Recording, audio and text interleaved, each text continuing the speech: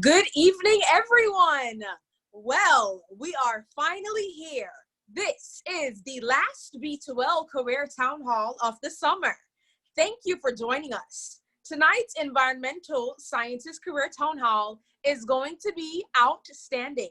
My name is, of course, Akila Chang, your favorite rising senior at the Boyd H. Anderson High School, a proud member of B2L's leadership team, and a grateful member of the YMCA program at Boyd.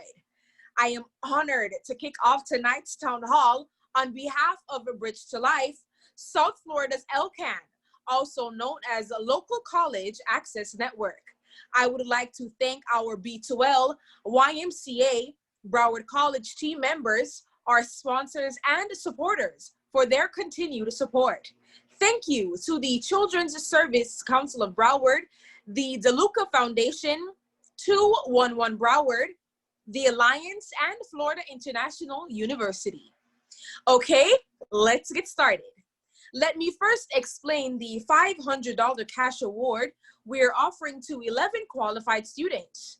B2L is offering a $500 cash award for Broward High School students who attend three B2L town halls over the summer. This is the fourth.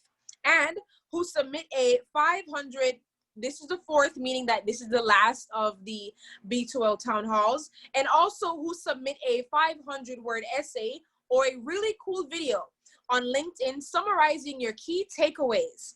The deadline for submission is August 31st. Next week, Monday. So 1 week from now is the deadline. So set your reminders, students. Please set your reminders so that you're reminded about next week, Monday. Students' attendance at 3 town halls with the top 11 essays or videos will be awarded $500. When you complete your essay, you will email it to the Bridge to Life Gmail account. For videos, they need to be posted on LinkedIn to qualify for this challenge, and tagging, of course, hashtag B2L. You can post the video anywhere on social media, but to qualify for this challenge, the video will be posted on LinkedIn. Once again, the essays get emailed, so please pay attention tonight. Okay, through the lens of our amazing speakers here tonight, you should leave here with knowledge about the environmental sciences industry sector, an essential industry. In fact, one could argue it is an industry upon which the very survival of our planet depends. Wow, we are honored to have speakers from the Museum of Discovery and Sciences, Broward County, Brizega Consulting, and BAGUÉ Group, or BAGUÉ Group. My apologies for the enunciation.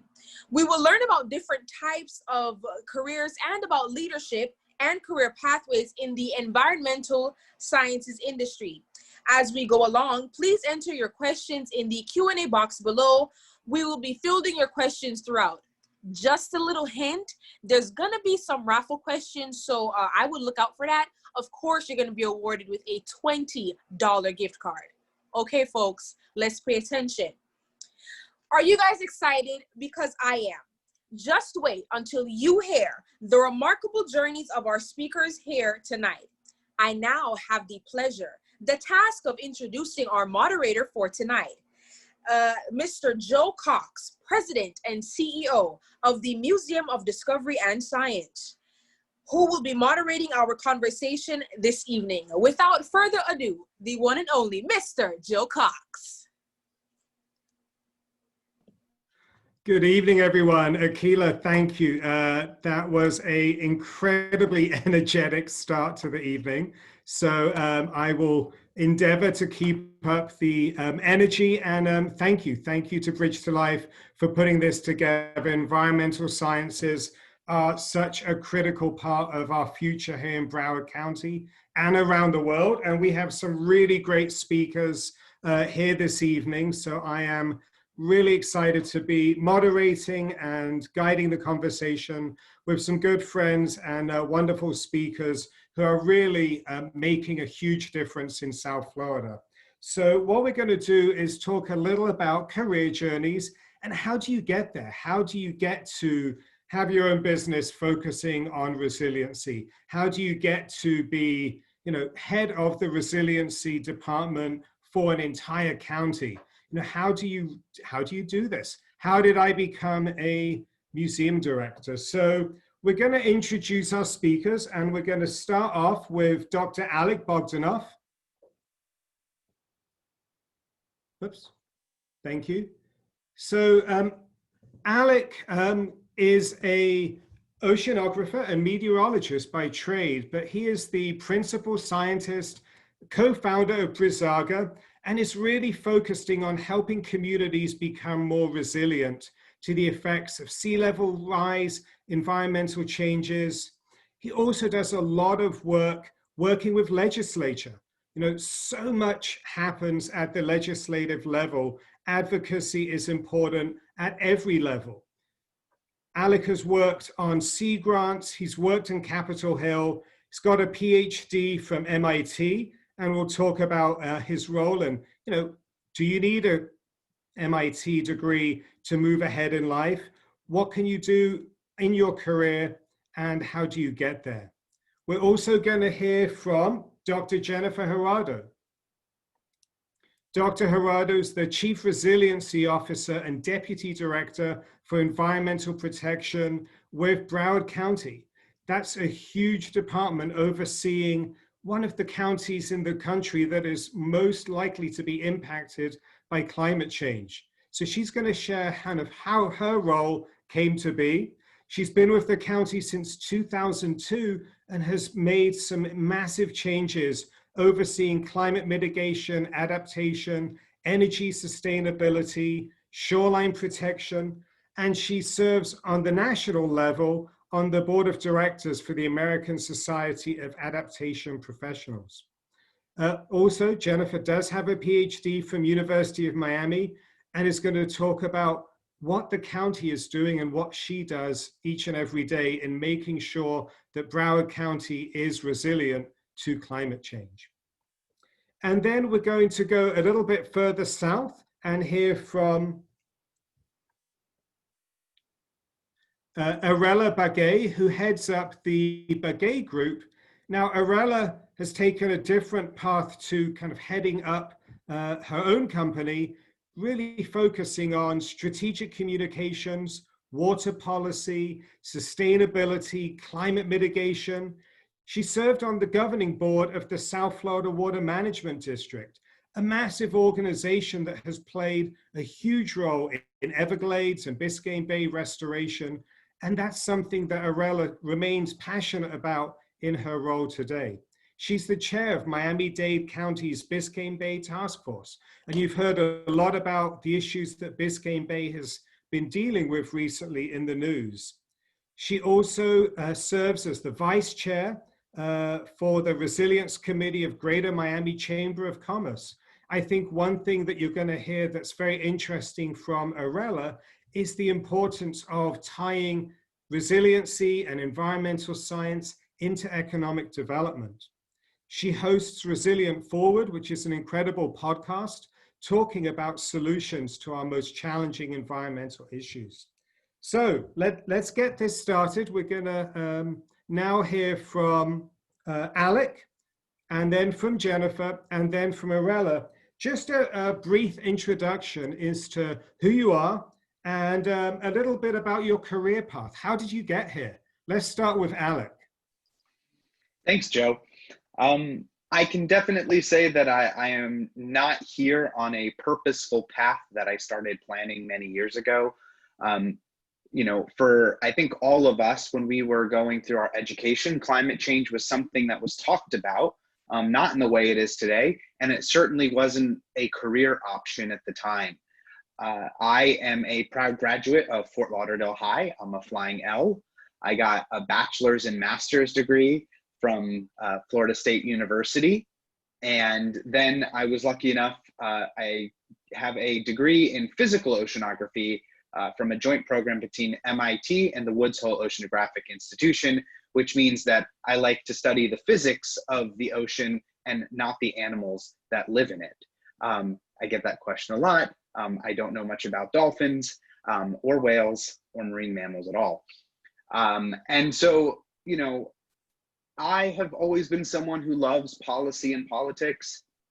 I was lucky enough to have a very supportive advisor when I was finishing my PhD. About 3/4 of the way through my PhD, I realized I did not want to go into academia. It was not for me.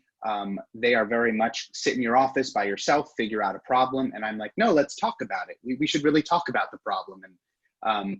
And so I seeked opportunities elsewhere. I was lucky enough to get a fellowship and work for a US Senator, not just any US Senator, but Senator Edward J. Markey. He was one of the principal authors of the Waxman-Markey bill, which still to this day is the only climate change legislation that has passed either the US House or US Senate. And so that was that was well over 10 years ago that was passed. And we're still having those conversations today. I started my own company because there was a regime change in Washington, D.C., as we'll call it. And I decided to move back home to where I was born and raised. And I was working for a company at the time that was selling information about flooding, and I wanted to help people solve it. I didn't want to just give people information. I wanted to say, how do we create actionable information from that? I was lucky enough to be reconnected with one of my best friends from high school, who's a civil and coastal engineer, and we started Brazaga. People always ask me, what is Brazaga? Well, it's a mixture of my nieces and nephews' names, and that's because while our generation is going to be impacted by climate change, it's future generations that are going to be even more significantly impacted, and the decisions we make today are going to be felt for a really long time. And we'll talk about that later, about why it takes a long time to see the changes. But I'm lucky enough on a daily basis to work with people like Joe and Jennifer and Irela. And you know, one of the things I'm most passionate about lately is bringing the business community to the table in a really big way and figuring out how we really solve this issue together. Great, thank you, Alec. And next, we're going to hear from Dr. Jurado as to what her career path was to lead her to where she is today. Okay, well, thanks, Joe, and hi, everyone. It's great to be here. I won't go too far back, but I'll let you know I'm not at all from the region. I'm actually from Idaho. And so I didn't ever anticipate that I'd be working exactly where I am today. But I did always love science, ecology, policy, and when I didn't know too much about the way government works as a really young person, I fantasized about working in the with the EPA. I'm not sure that would be my fantasy today, but because I love working at the local level. But I had a series of experiences through high school and college. I worked with volunteer environmental organizations. I worked on environmental projects in the marine environment in Mexico and studied abroad in Colombia. And saw a lot of, had new exposures to estuaries and the marine environment, and came back and decided that I was really determined to study marine science. And a series of circumstances led me to South Florida. I was thrilled to be able to study at the University of Miami, where I was able to complete my undergraduate studies. I got a joint bachelor's in marine science and biology. And as an undergraduate, I started working in the laboratory out at RASMUS, the Rosenstiel School of Marine and Atmospheric Science. Had a wonderful mentor, Dr. Gary Hitchcock. I worked in the lab and made my way into the graduate program. I studied phytoplankton ecology, so what you probably wouldn't know exactly what that means, except you certainly have heard a lot about algal blooms. Most often folks talk about red tides in the blue-green, maybe even brown algae, but I was studying diatoms on the southwest coast of Florida. And that work ended up being relevant because I was learning about the influences of water management on water quality and what happens with these development of blooms and algae, which are really the foundation of the ocean food web. And as I got my degree, I was privileged to have some policy exposure. There were a lot of committees that were organizing around Everglades restoration. It was right at the time at which the Comprehensive Everglades Restoration Plan was being advanced and adopted. And as I graduated, I found myself in a unique opportunity of working in Broward County, which I thought to be just absolutely ideal. And I started without a real concept of what that might involve. I was hearing about capital improvement plans. I had no idea, you know. So I learned about water supply, water management infrastructure. I became responsible for staffing our county's water advisory board. And this was in the early 2000s. Our agency had been incorporating sea level rise into water resource planning and management because especially as it related to water supply and saltwater intrusion and threats on the drinking water supply. But as climate conversations became more prominent, it was very clear that almost, well, early on, every facet that we could think about of climate change had some linkage to water. And so as that conversation evolved, and I was working in the Water Resources Division, and a series of opportunities came up where I was able to lead the construction, really, of our county's climate change task force, the original development of our first climate change action plan, and have continued to staff and support those efforts through the years. My role has expanded, but I think that the interesting thing is the immense education that has come over the years. You know, today, if I could study engineering, I would have, or economics, I would have, or hydrology, I would have, or policy.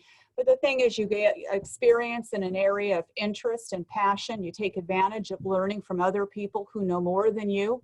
And that's part of, you know, the life lesson. And none of us have the opportunity to stay in school indefinitely, but we learn from talented people. So everyone who's here today are people that I work with regularly, and I've been so thankful for their tutelage in really key areas where I just haven't had that expertise. But the thing about climate and resilience is I think that it does touch on every facet of interest, and I suppose we'll talk more about that.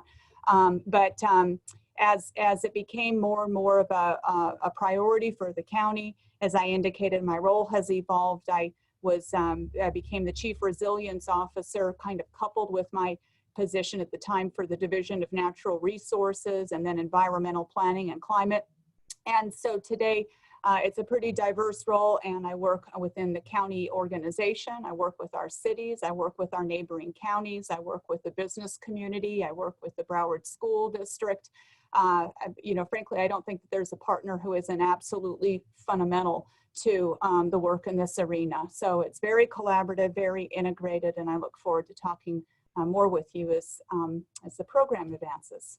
Thanks. Dr. Jurado, thank you.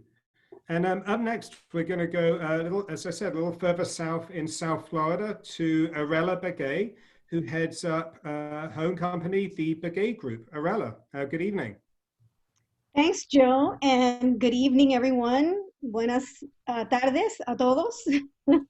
My path is a little different. I never got into the study of science, so I don't have a science background degree. In fact, I majored in drama. but as you saw in my bio, I ended up here and accidentally, I would say. But like I said, I studied drama. Communications is what I'm good at. Networking is what I'm good at. And how I got there was because while I was doing my undergrad, Miami-Dade College, proud alum, I was fortunate enough to work with a few campaigns, political campaigns, and I've always been interested in that part of our society. And I was fortunate to be offered a position working with a county commissioner here in Miami-Dade County. And that area that we represented was unincorporated, meaning that we weren't part of a city. We kind of had to manage our own plans. And it's a part of the county that was at the time, many years ago, was being developed, and I would say overdeveloped, to the point where we were impacting some of our natural areas in the Everglades. And so I took an interest in that. and you know, helping people was a great experience. I ran the district office, so I pretty much managed problems. I was a problem solver then. I'm still considered a problem solver today. Um, and you know, I've been very fortunate to work with some stellar folks. So, you know, Dr. Jurado and Dr. Bogdanoff, who are here on the call, they're my experts. So I kind of take a lot of the technical sciencey stuff that they talk about, and I help translate that to the average person. And so I would say I'm a professional communicator, particularly with an interest in climate, environment, water. As it was alluded, we've been experiencing some serious problems with our water quality across the entire state. Now we're being impacted down here in Miami. We've had a number in the last couple of weeks. We had a number of fish kill, some green algae. It's a serious problem that I think we need to really now tackle and address. And we're doing that as part of a task force that was previously mentioned that I serve on. Just give you some background. I ran for office many years ago, and I didn't win, but I got my message out, and it was pretty much around, you know, managing our growth, being conscious of what we're doing to our environment. As a result, I was appointed by a governor to serve on the Water Management District Board, which is a very powerful board and manages our water, our drinking water, and also keeps us dry. Flooding, you're going to learn a little more about that when Alec talks about, you know, how, you know, there's sea level rise and what's happening. But really, we've, you know, basically dried a swamp, so to speak, in South Florida in order for us to live here and grow. So what we're doing on land impacts greatly our water supply and the amount of water and the quality of our water. So that's something that I'm very passionate about. Another passion of mine is seeing more diversity and inclusion in our environmental movement, and these particularly in these positions and in these careers. We need to do a lot more to encourage many of our students to pursue some of these careers. And again, you don't have to be a scientist necessarily. You can be someone like me that just, you know, learns from others and then are able to articulate and communicate and really help connect people. So my work with the business community is an example of helping, for example, Dr. Jurado and the Climate Compact and the 4 counties really bridge communications with our business community, because I always say, and you've heard this, maybe many of you have heard this already, in South Florida, the environment is the economy. We live off of tourism. We live off, you know, beautiful beaches, and it is something that we rely on. So as we move forward and we start seeing the impacts of climate, we really need to start working towards solutions, and solutions create jobs. And I'm going to leave it there and get a little more into the science with Dr. Bogdanoff, who is going to give us a 101 on climate change and sea level rise. Irela, thank you so much. So, you know, as we've learned from our 3 panelists, you know, there's all kinds of different ways to get to where you are today. My journey started even further away than Dr. Jurado's. I actually moved here. We can go to the next slide, please. So I actually moved here quite by chance. I moved from the United Kingdom. I did my undergrad in environmental science at St. Mary's University in London, and was putting off working for as long as humanly possible. And decided one day that I was going to take an internship in a little town called Naples, Florida. Had never been to the United States before, never been to Naples, Florida, and barely knew the difference between a mangrove and a manatee. But we had studied mangroves at university in London, and I saw 3 tiny little mangrove plants at Kew Gardens in London. Little did I know how important they were and how huge they could get. So over the last 20 some years, I went from Naples, Florida, where I was a summer camp intern. I ended up working at the Nature Center and eventually became a museum director early on at the age of 26. I decided when I was, the big elephant picture in the middle is the Natural History Museum at the Smithsonian. And I did a fellowship there doing kind of research into early childhood education, so school education for young children, and really just fell passionately in love with the education side of things. My undergrad was environmental science, but I really loved the education side of it more so than just purely the science side of it or the policy side of it. So how do you get young children excited about environmental science? And museums are really a wonderful career path for the education side, but also for the grant writing side and the development side. And there certainly is a lot of policy as well. The picture in the top right is the Children's Museum of Naples. I had the incredible opportunity to be the founding director, and we built that museum from scratch. It was an empty space, and we raised $26 million to build a LEED certified children's museum. So even though it was a children's museum, a lot of the exhibits focus on the environment. So we had Everglades exhibits and a green building exhibit, because we thought green building was going to be exciting, and how do we make green building exciting to young kids? I decided while I was doing that, I needed to get a master's degree to keep going. So got a master's degree in museum studies, visited the Getty and did another fellowship at the Getty. And then before I moved back to Florida, I spent 8 years at the Ecotarium Museum in Worcester, Massachusetts.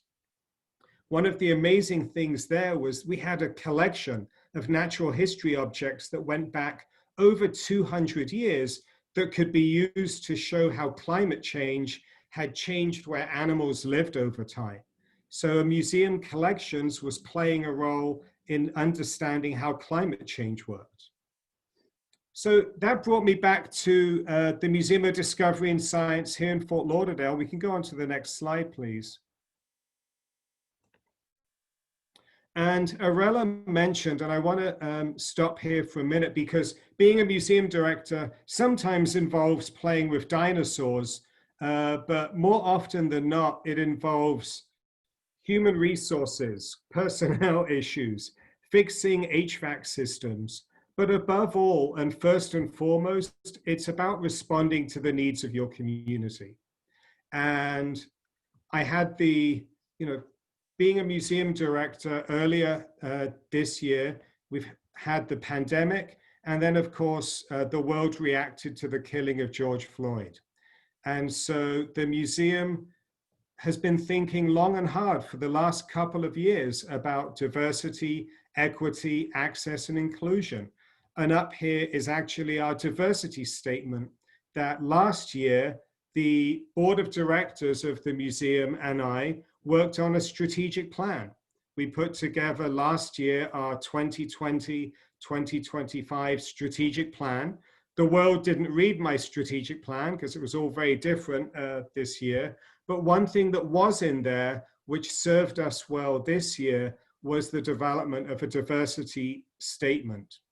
I'd like to turn it back to our panelists, and maybe Irela, we can start with you because you brought it up, and then we'll go to Alec and Jennifer. How does diversity, equity, access, and inclusion play into your company, but also into climate change? Because we've read a lot about, the challenges of different communities based perhaps on racial history and climate change. Well, again, it's a particular passion of mine because throughout the years, and by the way, my background, my parents are immigrants from Cuba, first generation in this country, and what I found throughout my career, and particularly in the environmental aspect of my career, is that I would find myself being one of the only like Hispanic or people that are non-white in many of the rooms, and I still think that there's a lot that needs to be done. A lot of the environmental organizations that you see advocating for a lot of these water policies or environmental policies, Everglades restoration, because you know when you're advocating in front of let's say a group of county commissioners or city commissioners, and you don't look like those folks, it's really hard to make those connections. And so I, for one, try to mentor students whenever I speak to them. And I'm glad we're having this session today because I like to I'd like to reach out and really bring folks into the conversations because, again, there are a lot of decisions that are being made and we're not in the room. And these decisions clearly affect us and also disproportionately affect lower income communities. And so if we're not in the room, how do we get in the room? And so I try to at least build those bridges and make those connections. Like I said, you know, like you were alluding to, your first step is to recognize that you are missing a part of the community and then go out and bring them in. You know, it's not just outreach, I say in reach a lot of times.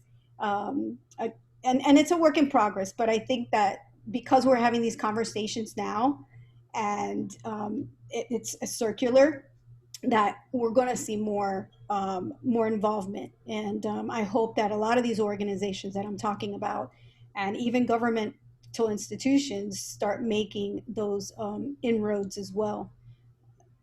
Perfect. Thank you.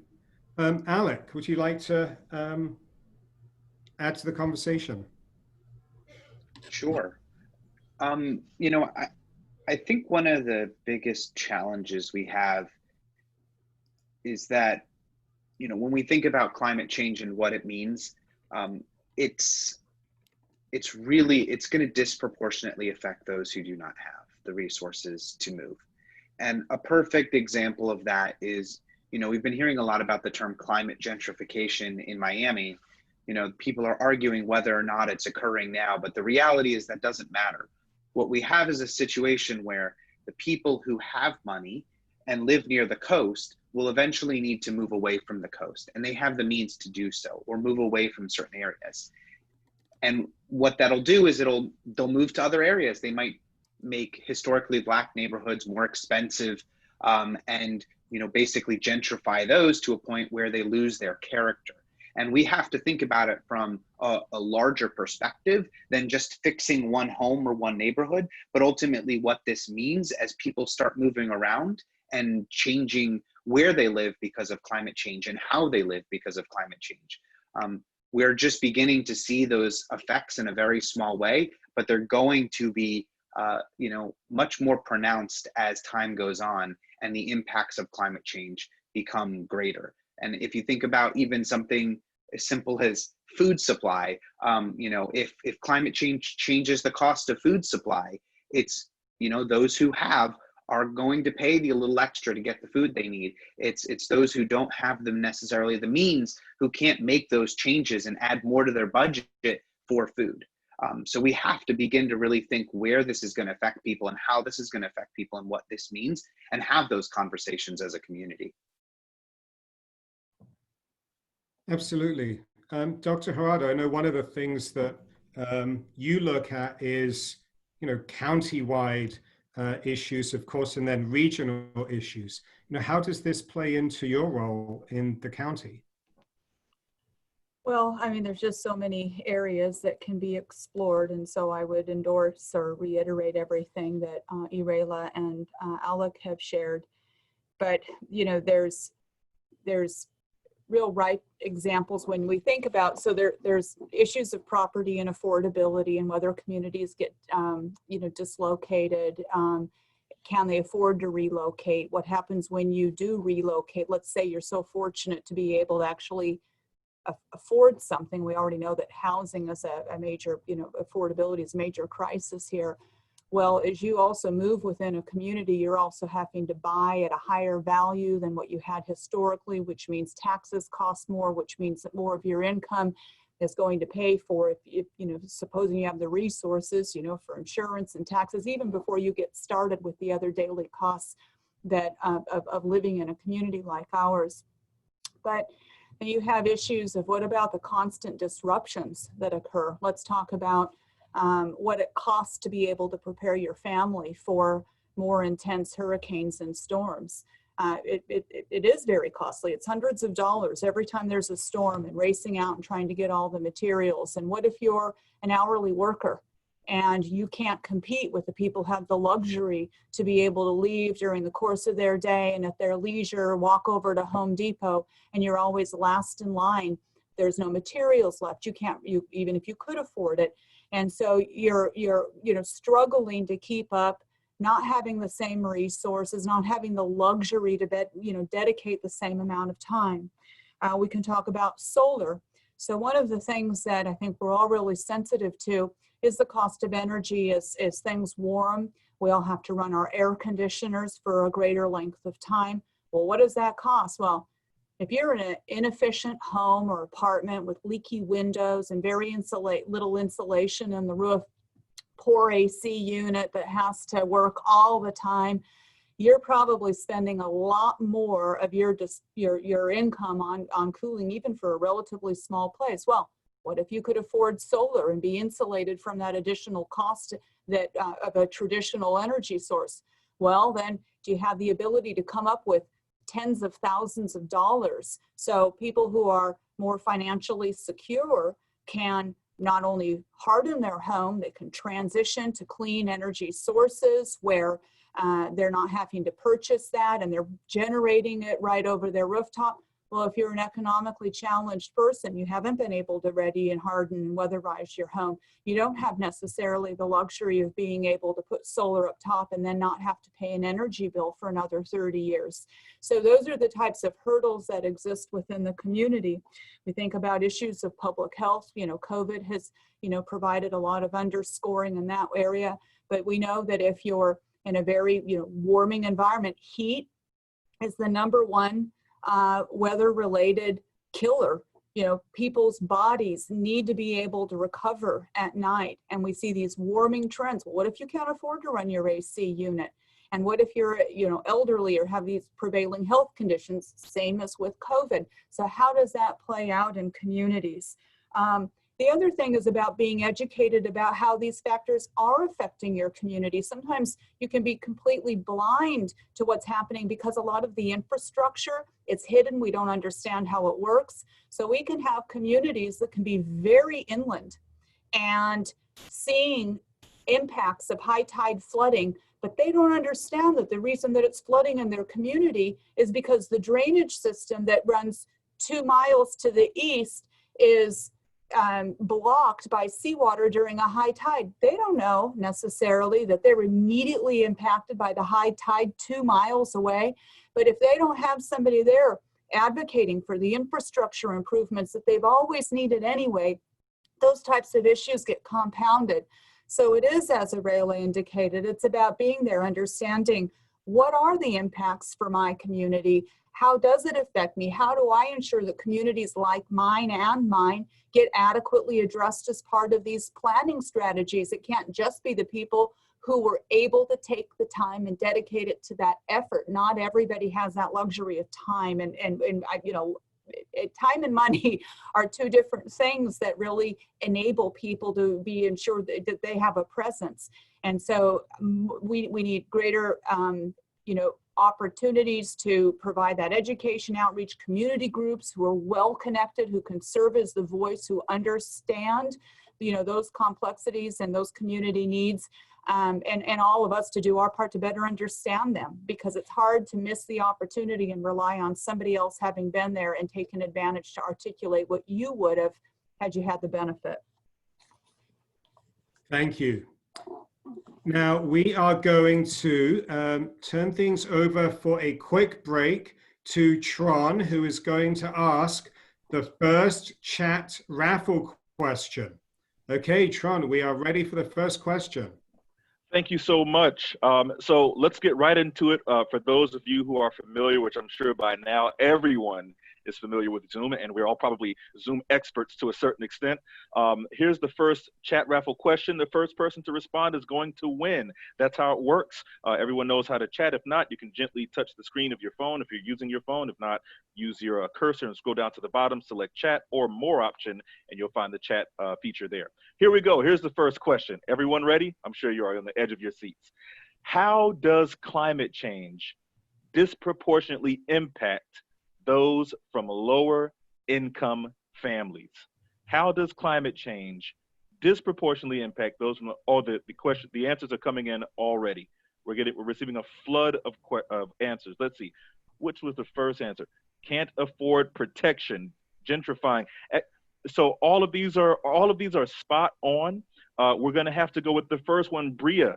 Bria, can't afford protection. Absolutely. There's a certain level of knowledge and access that these families do not have. And we're learning about that now. And also, let me add this before I conclude. Make sure that you are attendees, that you're taking notes. We're learning some great information, some valuable information here about how climate change impacts us. And this all falls under the umbrella of environmental science, some things that I didn't even think about in terms of moving and how that all plays a part. And then also, when you think about your careers, just focus on what some of our presenters have said thus far.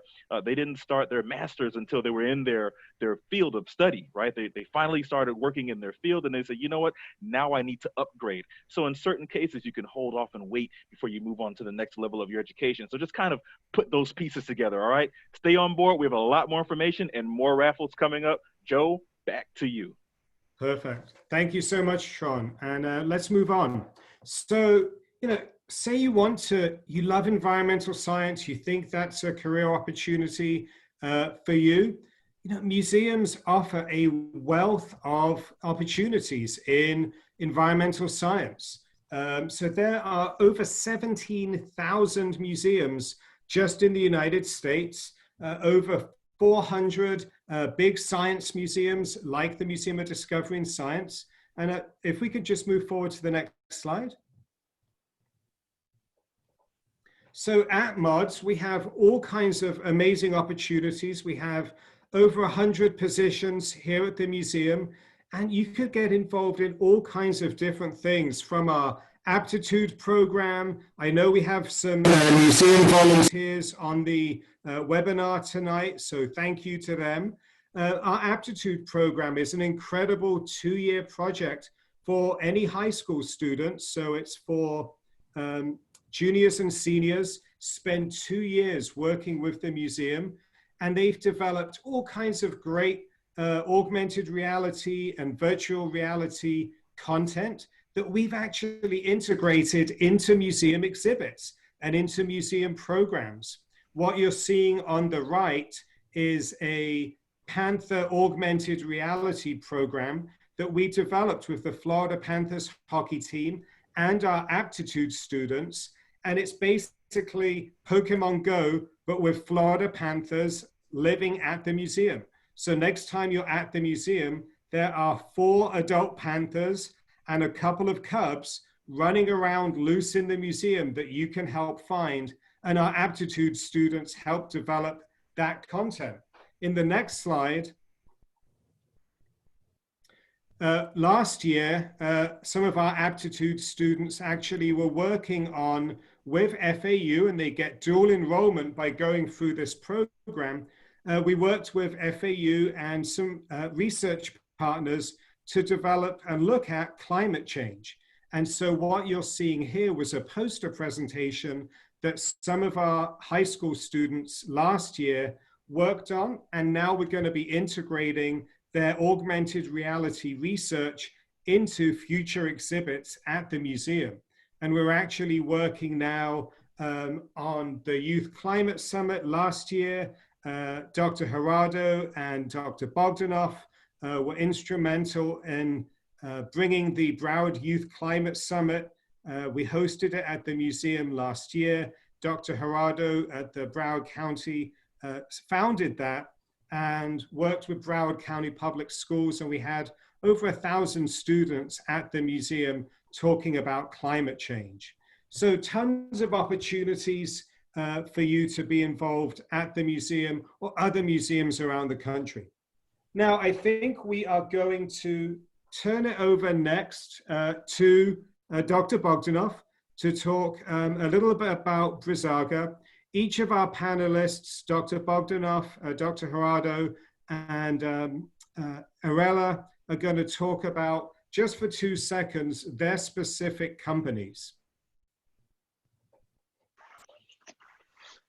I'll take a little bit more than 2 seconds, maybe just a minute though. So Brizzaga is a civil and coastal engineering firm. We specifically focus on sea level rise and resilience and helping people think about the future through engineering. I'm not an engineer, I'm a meteorologist and oceanographer, as I said. And you might say, well, what's a meteorologist and oceanographer doing at an engineering firm?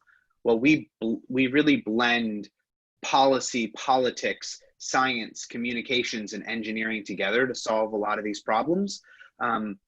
As much, and how to say this as nicely as possible, but government doesn't always address changes in the most effective way, especially when you think about changes like climate change. As much as they try to, you know, government is really designed not to always change as fast as you know, the private sector and other things. So when you address some of these challenges like road raising, some of the communities are trying to figure out how to do that. And so it's more than just an engineering feat. Sometimes you got to get local elected officials on board and really explain to them what the benefits of things are. So I'd say, you know, you have a politics problem as much as you do a science problem a lot of times.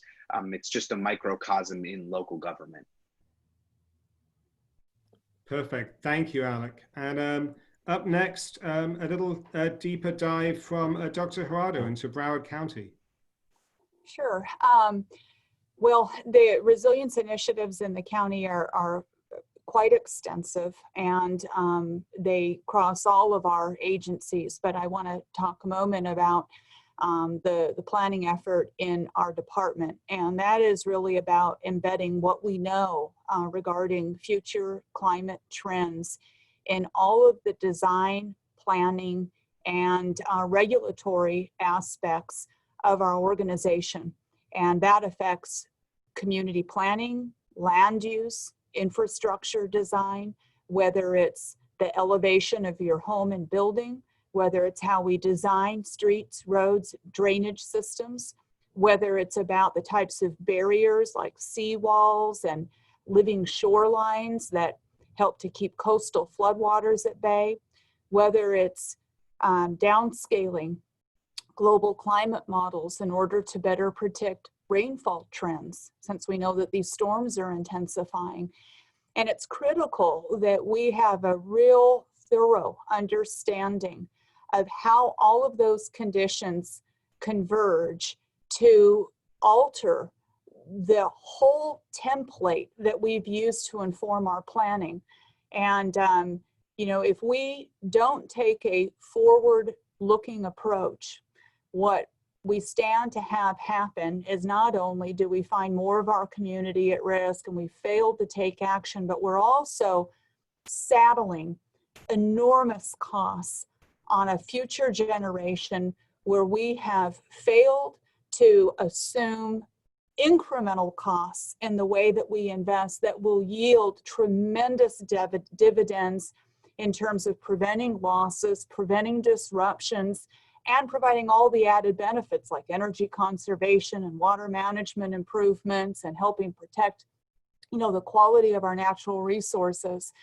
And so fundamentally, our philosophy is one that we're mandated to take and incorporate science to help advise our policy and the planning and the community, make sure that that's at a foundation in the way that we think about transportation systems and clean energy investments with our buses and our fleets, and, you know, working with the port and the airport to make sure that sustainability is evident across our large facilities, that we're modeling what needs to happen on a large scale such as through investments in solar. And when we make those types of investments, you also spur the types of technology and the businesses that work in the area, because governments are major spenders, they're major employers, and you start to bring down the costs of other, these technologies and things that more of the community needs.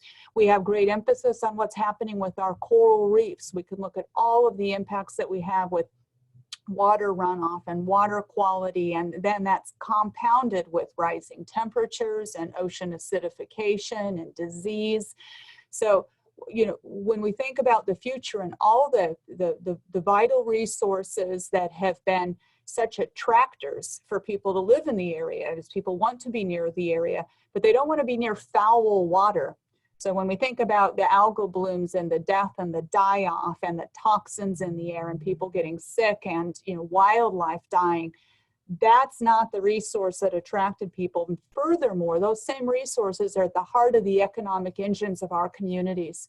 There are so many arguments to be made for planning for resilience, and it is addressing climate. It's thinking about all aspects of the quality of life that allow people to thoroughly enjoy the environment down here and ensure that everything that we do gives the best advantage to our natural systems and the natural environment to aid its adaptive capacity, because there are some things that clearly are operating on a larger and longer cycle, then we're going to see the evidence of that. But the responsibility is to give every other element of that system kind of like the fighting chance. And for our young people, that's, to give you the option about where you might want to live and where you can afford to live and what does it feel like, and can you envision your families down here, and recognizing that too, when you think about retreat, we can't all escape to the same summit. There are far too many people on the planet and too great of a reliance upon our coasts for economics and for food sources that we can't all find ourselves moving to Death Valley, and nor do we all want to be there. It was pretty warm last week.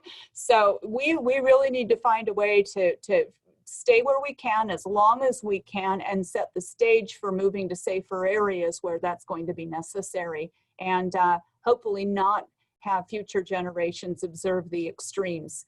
And so that's what we're trying to incorporate as local government and as community partners, and providing enough of a foundation to aid, other, private business and cities, so that we're all kind of marching in the same direction.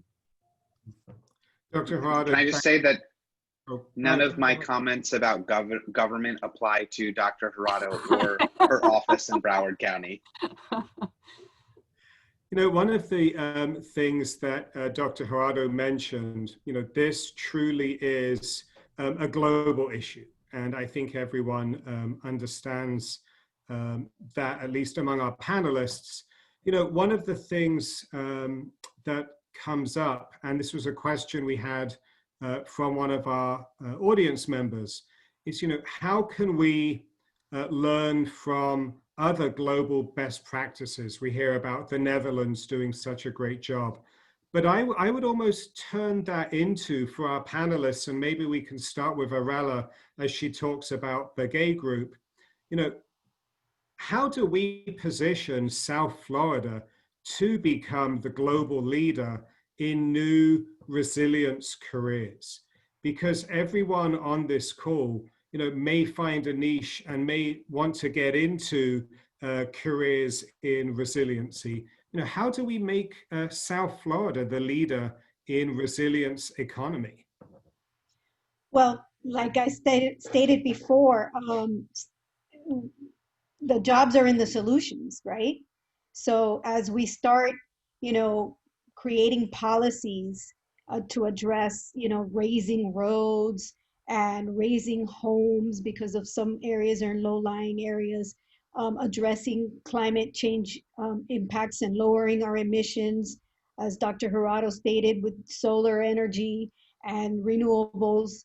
I mean, those are all future career paths that we're starting to see an uptick on, right? So in my particular field, in BAGUÉ Group, we work with folks just like Dr. Bogdanoff, who's in the private sector with engineers and architects.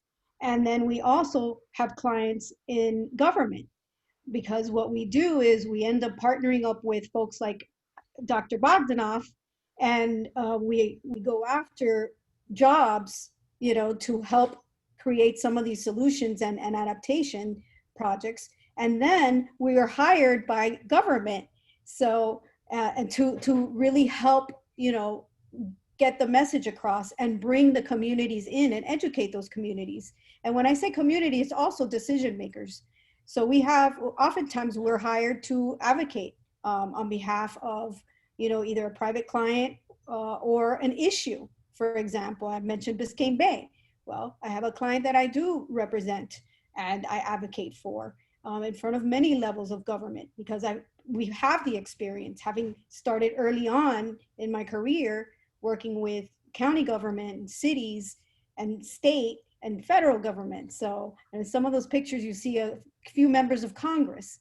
We also enjoy giving back. So we give a lot back to the community where we work basically for free. But, you know, we give back because it helps get our message out. And it's kind of free PR if you think about it. And so we oftentimes join organizations like National Parks Conservation Association, and we lobby members of Congress and senators in Washington, D.C. To pass major legislation, which was recently passed. For example, a huge amount of money is going into repairing a lot of our national parks. Well, a lot of those are roads, bridges, plants, animals, you know, research, and a lot of these, you know, policies translate into, you know, adding money into budgets, contracts equals jobs. So there's a whole, you know, circular economy around a lot of these opportunities.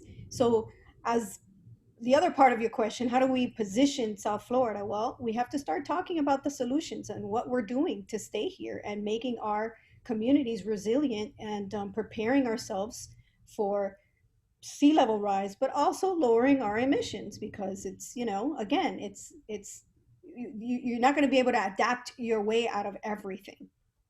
So, yeah. Thank you. You're welcome. So we're going to go next to Dr. Bogdanoff, who's going to talk through, you know, tell us more about, you know, climate change. We hear all about climate change, but what is climate change? Thanks, Joe. And I think Irela's comments were a perfect segue. You know, we've talked a lot about carbon, climate mitigation, and we've also talked about sea level rise. And the point here is to kind of give you a little bit of an education. How are they related? What's the difference? What is climate change? Well, what we're seeing now is an unprecedented rise in greenhouse gases in our atmosphere, which will ultimately change our climate system, including temperatures, extreme weather, and the amount of rainfall and seasons. And it's also heating our oceans and the ice on land and causing sea level rise. So what exactly is climate change? Well, you can think of carbon dioxide as a blanket. It's a blanket that traps the heat inside our planet. And just as when you put a blanket on and you're cold, it'll keep your body heat in. That's exactly what's happening with carbon dioxide to the earth. And the more we emit, the heavier the blanket. There's a certain amount we need, right? There's a balance. And that balance allows us to have a warm planet, because otherwise it would be really freezing cold. But in this case, we're putting too much of that blanket around the earth, and that's going to change our climate. Next slide, please.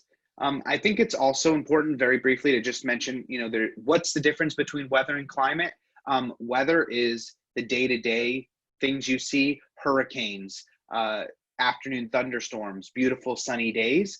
Climate is the long-term average. It's about 30 years when meteorologists talk about climate.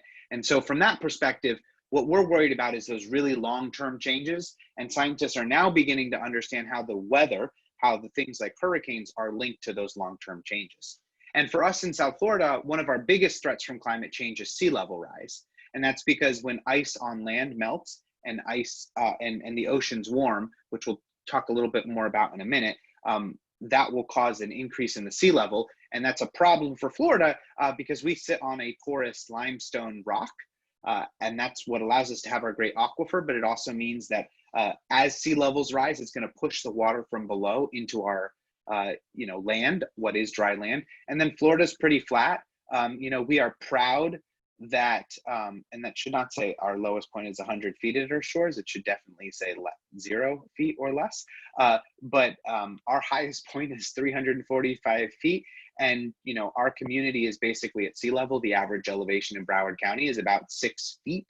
And so, when you think about that, there's not a lot of difference between the highest points and the water. Next slide. So sea level rise is caused by two primary things. That one is the oceans are warming. The second is the ice on land is melting. So ice on Greenland and Antarctica is melting and going into our oceans. So you can think about it two ways. If you've ever played with an old thermometer and you heat it up, the liquid expands. That's what changes the line. That's ultimately what's happening to our oceans. They're a giant thermometer. And then, it's basically when ice melts, it's like taking a pitcher of water and dumping it into another pitcher that's already full. There's a certain amount. It's not going to be able to just kind of keep going. It has to go somewhere. So it's actually coming onto dry land. Next slide. And so when we think about climate change, for us, we think about sea level rise a lot, but it's going to impact a lot of other parts of our community. So one is hurricanes. What we're expecting to see, what scientists think we're going to see, is not necessarily more hurricanes, but more of the strongest hurricanes, more of the Dorian type storms. And those are the scary storms that cause a lot of damage. And so for us, when we think about Florida, it's a peninsula in the middle of the ocean and incredibly vulnerable. For us, more of those stronger storms can mean more impacts to Florida. King tides are something we hear a lot about, and that's basically because as sea levels rise, our tides, you have tidal fluctuations, they go up and down. Ultimately, what you see is that land is being inundated, it's being covered by water as those tides go up. It didn't used to be that way. Just as sea levels rise, you're going to see more of this king tide flooding. Eventually, you won't call it king tides, that land will be permanently underwater. Heavy rainfall, we're also thinking that there's going to be more rain in a shorter amount of time. That creates problems in urban areas, especially where you have these sophisticated stormwater systems that are meant to take water away and keep our streets dry. And then lastly, it's going to get hotter. And as we've talked about, heat has a lot of issues with it, but it's already pretty darn hot outside today. And imagine more days with 95+ degree heat. And ultimately, when Irela talked about the carbon mitigation side, the way I like to explain it is we have to stop the flooding and we have to slow the warming, because the decisions we make today on the carbon side, on how much greenhouse gases we emit, will really tell us how warm it's going to get and how much sea level rise we can expect in the future. We're kind of locked into a certain amount. Scientists think maybe 2 to 4 feet we're like locked into. That's how much we're going to get regardless of what we do. But what we don't want to do is keep warming our atmosphere and keep warming our oceans, because ultimately at some point, we won't be able to really adapt our way out of this, as Irela said. Next slide. So what happens when we don't act? We like to talk about adaptive capacity, right? So this is how easily can you as a community, as a piece of infrastructure, adapt to what's going to come. And so you need to think about things like, maybe you're going to have more mortgage defaults, right? If people's homes flood and they're worth less and people can't, and that home is now, you have more mortgage, you owe more than your home is worth.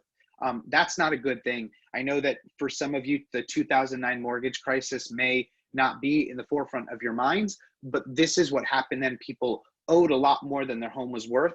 And ultimately, when you try to go sell that house, you owe more money to the bank. And so people, what's called default on their mortgages. And this is really bad for our economy. Businesses can't operate the same way. You don't want to go to a business that has water out front. Residents are going to leave from certain places. people aren't going to want to come to flooded areas. And then you have things like flood insurance, right? This is insurance for your home if it floods. That cost is going to go up. But ultimately, what we can do is we can spend money, invest in adaptation, where I'm lucky enough to work with Dr. Jurado on a regional business case, and we're looking at what that means and to our community and how it's really a good investment for our community to adapt. But you also have to weigh things as part of that of damage from extreme weather, greater public health costs, and damage to public assets and infrastructure. So there's a lot of things that are going to happen if we don't act, but there's a lot of opportunity if we do act. And I would say, you know, spending money now means we are going to have to spend less money later. And the way, you know, as Dr. Jurado talked about the cost in government, if you have the way governments operate is they get money from property taxes. So if a home is worth less, government gets less money, which means that government's going to have less money to spend. But if they protect their community and home values go up and everything stays copacetic and happy, ultimately property values will go up, tax revenue is collected, and communities will have money to adapt in the future. The challenge here is, how do you do this in a way that's equitable and make sure that people don't get priced out of communities, and that we think about affordable housing as part of the solution? So this is a really complex issue. It's not as simple as just, you know, protecting communities and flooding. We also have to think of the social equity piece of this as well. Next slide. Last, I guess the last thing is, why choose the environment? This is a really fun career path. You get to help people on a daily basis and really make an impact of your community. And there are so many jobs you can choose from. So here's just a few on the next slide we're going to talk about really quickly. You can look at education and be a teacher, a scientist, a meteorologist. You know, some of my friends are meteorologists on television, and they do climate education on a daily basis. Someone like a John Morales has done a lot for climate change in our community. You can do advocacy like Irela, work in nonprofits as a speaker or an activist. You can work in politics, and you know, there are politicians who their entire platform is climate change. For a lot of us, we're lucky enough to have Representative or Congressman Ted Deutsch, who co-chaired and co-created the Climate Solutions Caucus. Climate change is one of his top issues. You can work in government on a city, state, federal level. There's also a lot of entities like the South Florida Water Management District you probably really haven't heard about as well. And lastly, in business, you can do communications and building, adaptation, and insurance. And we're going to get some more into this, but there are so many opportunities, including engineering, which didn't make it up here, that you know, planning, it's almost everything we do. There can be a climate change and environment aspect to it.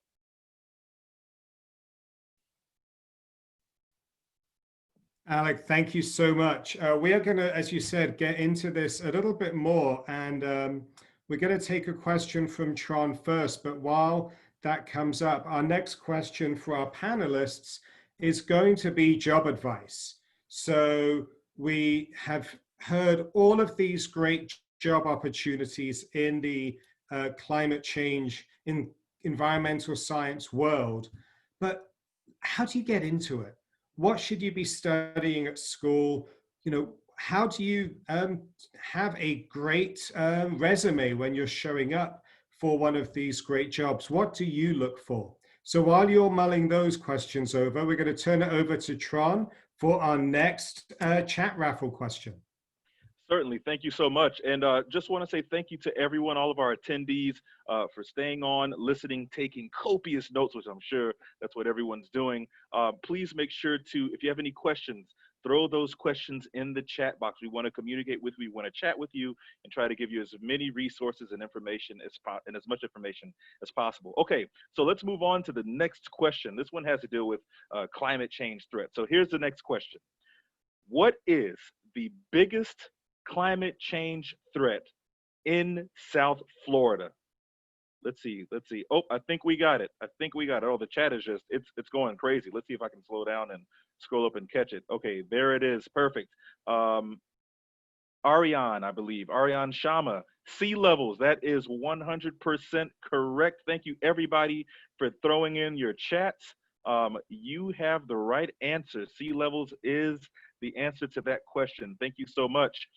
So again, please continue to stay on board. We have more chats coming your way, lots of information. Is this not valuable? I mean, are you guys like, we're really learning and we're taking all this information in, right?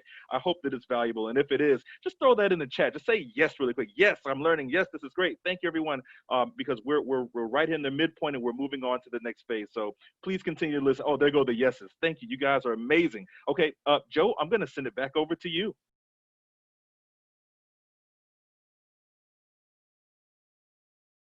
Let's get into some, practical advice about a career in any one of these environmental science opportunities, from advocacy to nonprofits to, working in, starting your own nonprofit organization or starting your own for-profit business.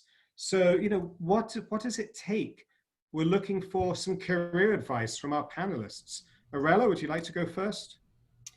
Well, it takes a lot of hard work. And, I would say volunteer and learn and get involved in anything that's going on in your community. I mean, that's how I got my first job with a commissioner. I volunteered to work on the campaign. And before I knew it, I was offered a position and a job because they saw the passion I had for what I wanted to do. So I think that it's important, to get involved and really know your stuff, be prepared. You can't arrive and you can't fake it, because that's where you get burned. So I think that, you know your stuff. And if you don't know, I always say ask an expert, which I have two of my experts here with me because, I don't know everything. I take information that they've studied and they've gotten their master's degrees and their PhDs and everything else. I didn't. I stopped at my AA. Not that that's a bad thing, but everyone has their own level, but you learn from others. And so, internships, any volunteering, just any of that would be, for me, useful. And also, for those of you that are graduating and soon will be voting, vote and get involved. Perfect. Thank you. And I think you mentioned, Irela, having an AA degree, and knowing how to use two great PhDs for the expert knowledge. I think one other thing that I've heard Alec talk about often is, seawalls and the need to build, more seawalls in the future.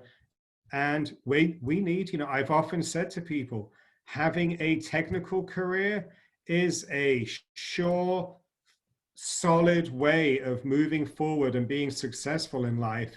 We always need plumbers, electricians. We're always going to need people to build more seawalls. So have those technical careers are vital, not just to climate change and environmental science, but to our entire economy. And so by the way, those are high-paying jobs. I want folks to know. Absolutely, yeah. Alec, would you like to share your thoughts?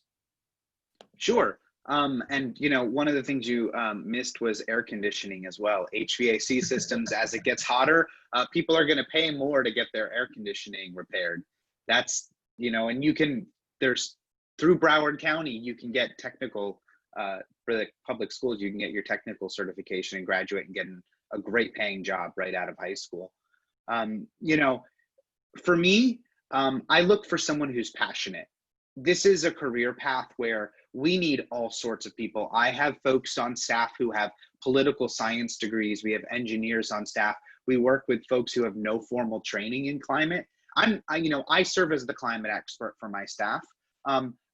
What I need is people who are passionate and they really want to learn. And that's what I look for. Why do you care about this? What difference do you want to make? I think, we're beginning to see a world where companies want their employees to be a part of the mission and a part of the ride. We treat all of our employees as a really important and equal partner in what we're building. We can't do it without each and every one of them. And that's really what I'm looking for, someone who's passionate and cares. I frankly don't care where your degree's from at all. And, you know, I'll be honest, a lot of times, you know, I am harder on those with degrees from fancy schools than others, because a lot of times they feel like they deserve the job as opposed to earn it. And so for me, I want people who really are motivated and ready to get to work. There's a lot of work to be done in this field, and there's so many jobs that don't require a PhD or even a master's. I will tell you, if you are a GIS guru, you are going to get a well-paying job right now with how much mapping is going on in this community. So, you know, that's GIS is graphical information systems. It's a software program. And I'm sure Jennifer, who also leads, you know, many staff members, has thoughts on what she's looking for in staff as well. Yeah, Jennifer, would love to hear, you know, at the county level, you know, what do you look for in new hires? What skills would you suggest to our panelists that are important for them should they want to join the county? Yeah, I would strongly encourage that volunteerism and the internships. And, you know, I think that young people understand that a lot of those aren't going to be paid, and they won't be. I mean, they're not at the county, not for, you know, really young people who are still in school. But I'll tell you, we are desperate to employ you know, young Floridians and keep them here and keep them working. And we want to give them hands-on experience that gives them a competitive advantage. We want the industry and the economic opportunity to exist here, but it is really hard to compete out of school if you've only got your degree and no experience. And so take advantage of the summers and, you know, throughout, you know, your breaks. Reach out to individuals like ourselves. You know, it's fine. Reach out after a panel conversation and ask about, well, what kind of internship opportunities do you have in the summer? What might that look like? What could I do? And then, you know, find areas of personal interest. I think we all would acknowledge that we have the luxury of working in an area that we do feel passionate about.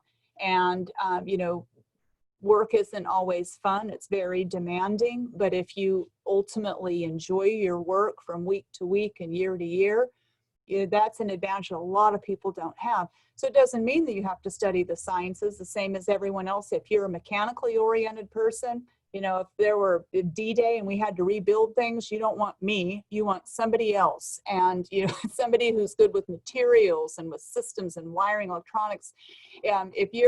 If you like to communicate, folks like Irela, and we have environmental consultants who work for our water conservation initiatives, translation is huge. Communication skills as a whole. Take speech. It doesn't matter that it's painful. It's painful for everyone. Nobody enjoys that initially, but you get comfortable with it, and you find that the more familiar you are with the topic, the more comfortably you can talk about it. And as you get more experience, you don't have to prepare as less because you have the benefit of the experience to carry you forward, which is what's going to happen through your career. But being able to communicate is a cherished and highly regarded skill. Strong writing skills. I really worry with all of the, you know, word correction and so forth. People don't oftentimes think about what they're writing as much as they need to with all the chatting, but there's a verbal and written and communication skills will always weigh heavy. You will be impressive if you can express yourself well. And you know, also there are opportunities in law, and if you like to debate, you know, there are going to be people and issues that are going to need, you know, somebody who's really effective and can articulate and can champion. We're going to need people like that. If you're interested in healthcare and social services, look, there's going to be new programs, and being able to be part of the services that you know that a community needs and be the champion at that level. So, and I think we speak about it frequently. There just simply isn't an area of interest or walk in life where you, even if you don't own the issue from a climate advocacy point, you're probably going to be working for somebody who is deeply affected. So maybe you work in accounting and you're trying to make the math work for, or, you know, maybe you're in finance, and those just, they're fine. So whatever the field is, I would say do what you enjoy, but try to find ways in which you're gaining exposure across disciplines. The other thing is that in school, you might study paramecium and their little, you know, philia, but that's not what you're going to end up doing. So find ways to get a little bit of exposure outside of perhaps what's entirely comfortable, because in this arena, it's very well understood that it's multidisciplinary. It requires an ability to understand connections, and a lot of that is through, again, exposure. So be comfortable. You know, sometimes we have people with, you know, law degrees who are doing something very unfamiliar as they come, and we don't have any lawyers on our staff, but we do a lot of policy work. So those would be the types of things that I would point to as being valuable. Thank you so much, Dr. Jurado. And I just want to, I'm amazed that we've made it to almost to the end here. We've got a few more things and Tron's going to share, but I just want to say a huge thank you to our panelists this evening, Irela Bague, Dr. Jennifer Jurado, and Dr. Alec Bogdanoff, for really sharing an insight into the incredible opportunities that there are in the environmental science world. So it doesn't matter, you know, where you want to go. I think what we heard loud and clear from Dr. Jurado was, you know, follow your passion, and no matter what job you end up in some way you're going to be connected to the changing world around us. So thank you to our panelists. We are going to now turn it over to Tron for some final thoughts. Okay, thank you so much. Yes, thank you to the panelists. Before I go into my thank yous, I do want to throw out these last few chat questions here. So for those of you who are ready, you've been paying close attention, get your fingers ready. Here we go. I'm going to announce the next 3 chat questions. All right, chat raffles. Here we go. So question number 3. What are the weather impacts of climate change? What are, and you can just give us, okay, someone already said heat. Okay, I see we have heat, we have hurricanes. Wow, these answers are pouring in. I certainly hope my team is keeping up because I'm doing the best I can. So let's see here. I know that one of our, hurricanes. Okay, it looks like Heidi Gonzalez. Heidi, please, and remember, make sure to list your school name as well. We want to make sure that we have our students in here, and we want to identify who our students are. Thank you very much. Hurricanes, absolutely. Chat question number 4, chat raffle number 4. Here we go. What are the causes of sea level rise? What are the causes of sea level rise? Okay, and once again, we are, the chats are pouring in. Okay, and I need to catch up. All right, great, great. What are the causes of sea level rise? Okay, awesome. So I kind of got a little lost there, so I'm going to lean on my team, because that's what teams are all about, to identify who the winner is of that 4th question. I'll slow down on this one to give us a time to kind of regroup and identify who that winner is. In the meantime, Alina, thank you so much. Alina, congratulations, congratulations. And please make sure to state your high school. We want to know which high school you attend or which school you attend. Also, allow me to mention this. We had a conversation regarding careers and post-secondary options. So I'll just throw this your way. Labor statistics shows us that currently there's a 1 to 2 to 7 ratio. For every job you find that requires a master's, there's 2 jobs, or 2 opportunities, should I say, that require a bachelor's. But there are 7 or more positions that require workforce ready certificates, or AS degrees even. So the market is definitely opening. As a matter of fact, here in the state of Florida, by the year 2026, it's our governor's idea, it's our governor's hope that we are a 60% workforce state. We want to have 60% of our jobs offering opportunities that require skills, direct skills, certifications, things of that nature. So as you're planning your future, please keep that in mind. Yes, we want to shoot for our bachelor's and our master's degrees. Doctors, of course, it's great, but according to your career path. All right, so just keep that in mind. All right, so we're going to move on to our fifth and final chat raffle question, and then I'll do some additional follow-up. You guys have been amazing. Thank you for staying on so long. Here goes our fifth and final chat raffle question. Team, are you ready? Yes, you are. I can feel it. All right, here we go. Name one piece of advice our wonderful panelists gave to get hired following this career path. Name one piece of advice. Okay, oh, look, wow, look at that. The chats are just pouring in. Great job, volunteer. Great job, attendees. Great job, panelists. Look at those chats pouring in. Exposure. Let's see, who mentioned that? I lost a team member, or one of my team members, please. Oh, here we go, Heidi Gonzalez. Exposure. Exposure is key. Networking is key. Building and expanding your network is what it's all about. I'll give you a quick story. I actually started as a thespian. I too am a thespian. Exactly. And after several different career changes, I ended up working in post-secondary at a post-secondary institution, Kaplan University, for a number of years as a student services manager. And from there, I realized, I said, you know what, this is where I want to stay. It was my intention at first to become a scientist, which is why conversations such as these are so intriguing to me. But you know, after several years in post-secondary education, I said, this is where I want to go, because I want to help other students and other youth identify their career path, identify their passion.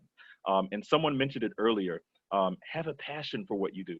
Like legitimately, seriously, have a passion for what you do. So I don't have that much time, and I am very long-winded. So let me get to thanking some folks. So first of all, thank you to all of our panelists. Again, please, audience, let's give them a round of applause. Put the clap emojis in the chat box. Say thank you again, whatever you want to say. Thank you to our panelists for taking time out of your schedule and providing us with a wealth of information surrounding an amalgam of topics on environmental science. Thank you to the B2L team members, our partners. Thank you, everybody, all of our B2L members who supported and contributed. Just a quick note for those of you who are planning to produce the video for our $500 competition. Remember, post it on LinkedIn. LinkedIn is kind of like the Facebook, but in the business sense, in the business world. And we want you to start networking and really connecting with those individuals here. If I were you, to be honest, I would probably try to connect with a few myself. I'm just throwing that out there. But it's where you can go look for jobs. It's a great business networking platform. And our deadline, as it was mentioned earlier by Akila, our deadline is August 31st. Make sure to join us. You can join us on Instagram at Broward B2L, at Broward, the letter B, the number 2, and the letter L. You can follow us on Instagram, and we're having monthly SSN meetings. What does SSN stand for? Student Success Network meetings. As a matter of fact, our next meeting is Thursday, September 10th from 3 to 4:30. And I will be leading that meeting. I'll be conducting that. We're going to have some very interesting conversations about things that are happening today, current events today, and how we can prepare and plan for the future. So again, thank you to everyone for joining. Thank you to our attendees for staying on. Thank you for taking notes and interacting and engaging. Team, am I missing anything? Is there anything else that I need to say before we conclude? Perfect. Awesome. All right. Thank you very much, everyone. Have a wonderful day, and we'll be in touch. Bye now. Thank you.